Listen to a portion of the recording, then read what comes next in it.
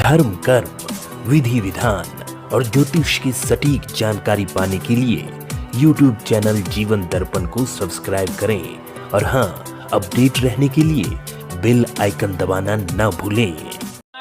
की जय। गणपति गजानन भगवान की जय। देखिए, गृह प्रवेश जो हम आप कर रहे हैं, इस गृह प्रवेश में कितना हमारा आपका सौभाग्य है कि अष्ट धातु के प्रत्यक्ष गणेश और लक्ष्मी की मूर्ति का भी पूजन करने का सौभाग्य और दर्शन करने का सौभाग्य हमको आपको। और आज की जो तिथि है वो राधाष्टमी है, गोपाष्टमी इसको कहते हैं। कार्तिक शुक्ल पक्ष गोपाष्टमी के नाम से लोग जानते हैं इस तिथि को। और यहाँ पर सबसे पहले हम अपने कुल देवी को बुलाते हैं। कुल देवी कौन होती है? जैसे हम आपका जन्म स्थान जहाँ रहता है वही की कुल देवी होती है। जैसे आप लोग आजमगढ़ से हो, तो आजमगढ़ से हो तो आजमगढ़ की गांव में एक चौरा मैया का नाम से जाना जाता है या डीह बाबा के नाम से जाना जाता है। तो उनके लिए उनका स्थान वहां पर बनाया गया है। उन कुल देवी का ध्यान और पूजन जब हम आप करते हैं तभी हमको आपको नए घर में प्रवेश करने का बेनिफिट मिलता है। इसके बाद में हर व्यक्ति के जीवन में धन की आवश्यकता पड़ती है।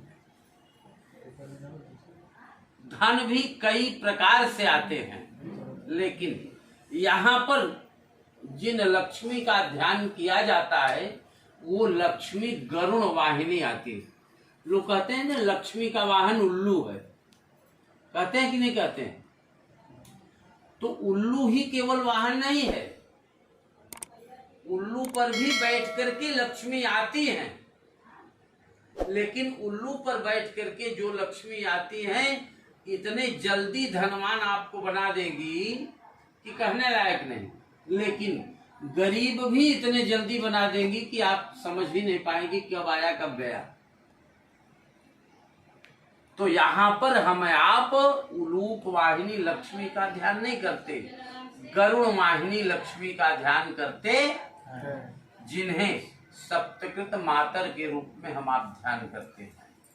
इसके बाद में वो चौकी जो है वो महाकाली, महालक्ष्मी, महासरस्वती सहित नवकोटि दुर्गा देवियां, इनके लिए हम आप ध्यान करते। फिर वास्तु का ध्यान करते हैं। हर व्यक्ति अपने अपने मकान में रहता ही है, अपने अपने घर में रहता ही है। यदि किसी प्रकार का दोष रहता है तो हमको आपको परापत नहीं पड़ती।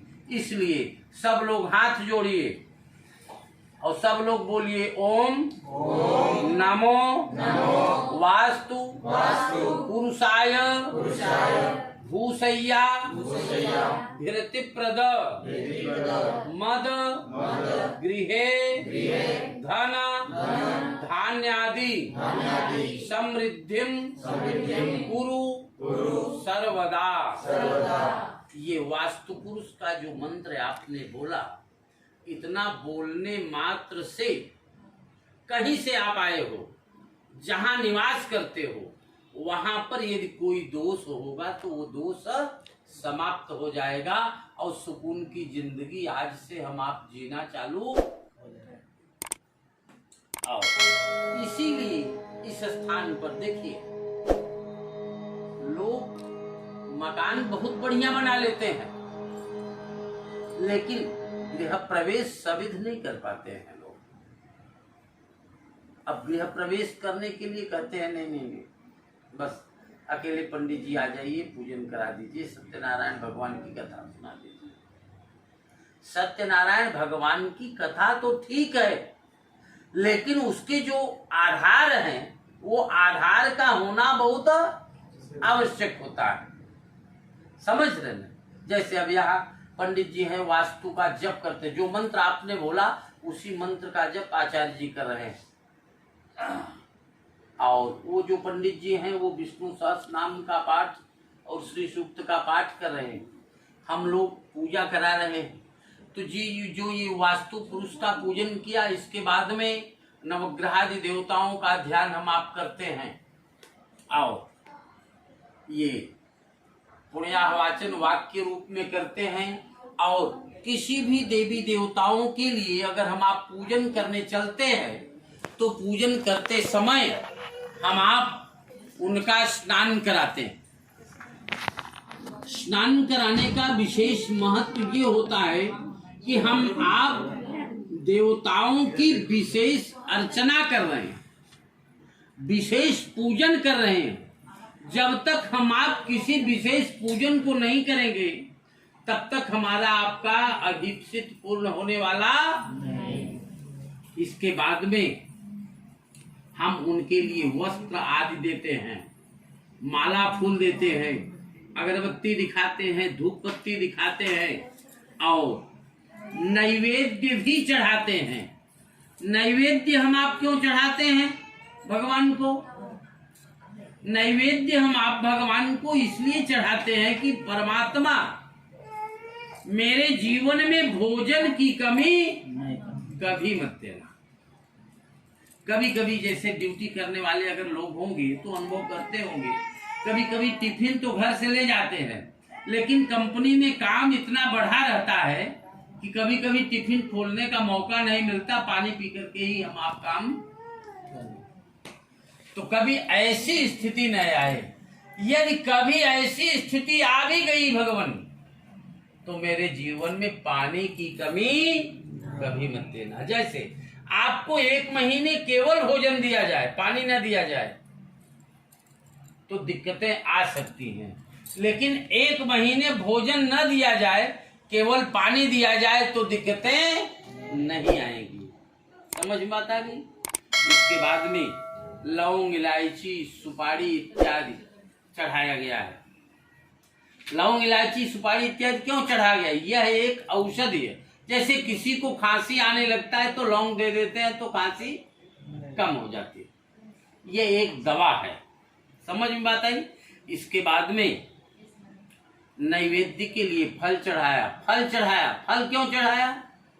फलेन फलितम सर्वम त्रैलोक्यम सचराचरम तस्मात् फल प्रदानेन पूर्णा संतु। फल हम आप इसलिए चढ़ाते हैं कि आपकी पूजा करने की कोई न कोई कामना बनी हुई है ना। कामना का मतलब कि हमारी इच्छा है कि हम परिवार भर यहाँ सुखी से रहें, इसलिए बढ़िया पूजा हम करा रहे हैं ना। अब रही बात ये, फल के बाद में पंडित जी ने चर्चा किया दक्षिणा की ना। तो दक्षिणा क्या चढ़ाना चाहिए, दक्षिणा क्यों चढ़ाना चाहिए? देखिए, पंडित जी आपसे जो लेना होगा वो तो लेंगे ही लेंगे, लेकिन पूजा करते समय दक्षिणा क्यों चढ़ाना चाहिए? जैसे आप व्यापार से जुड़े हो, आपके दोनों बेटे नौकरी करते हैं ना। अगर दोनों बेटों से पेमेंट पूछा जाएगा कि क्या पाते हो, तो कुछ भी पेमेंट उन लोगों ने बता दिया, अगर हम आपको तसल्ली नहीं है तो अपना पेमेंट स्लिप दिखा सकते हैं, तब आपको पूरी तरह से तसल्ली हो जाएगी। अगर आपसे पूछा जाए कि आप क्या पाते हो तो आप क्या कहोगे? आपका तो निश्चित नहीं है ना। फल चढ़ाने से पूजा का